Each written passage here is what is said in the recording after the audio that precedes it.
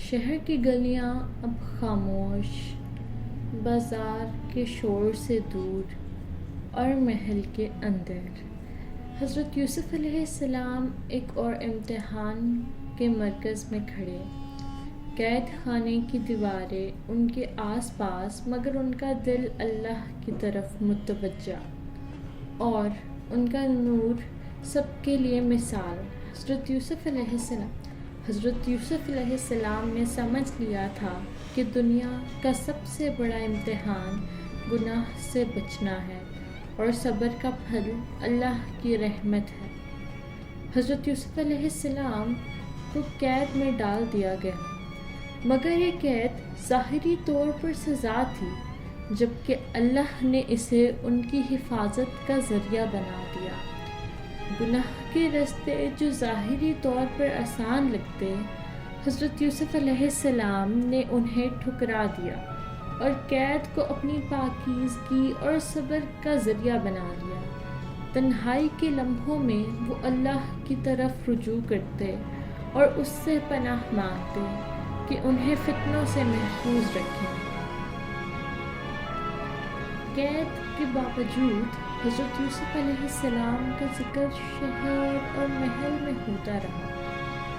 حضرت یوسف علیہ السلام کا ذکر شہر اور محل میں ہوتا رہا۔ لوگ حیران تھے کہ کیسے ایک نوجوان قید میں بھی اتنا پاک اور اتنا پرسکون رہ سکتا ہے۔ اس واقعے کے اثرات اب بھی محل میں محسوس کیے جا رہے تھے، مگر حضرت یوسف علیہ السلام کا صبر اور تقویٰ ہر صورت میں نمایاں رہا۔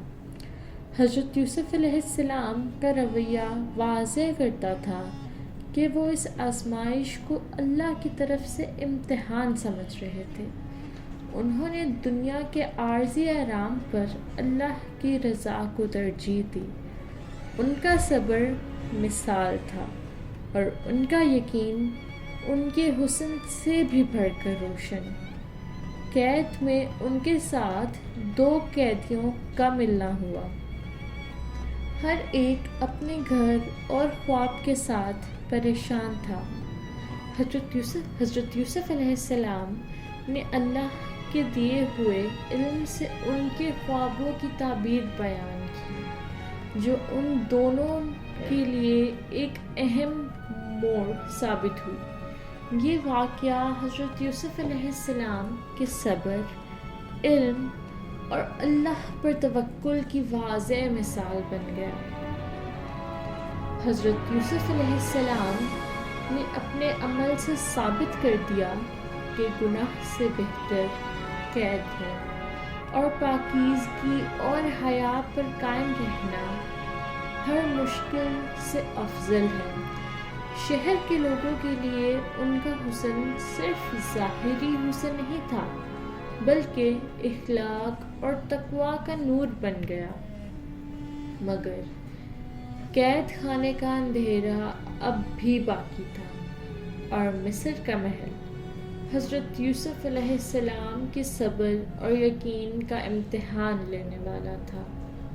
اگلا مرحلہ حضرت یوسف علیہ السلام اور مصر کا بڑا امتحان۔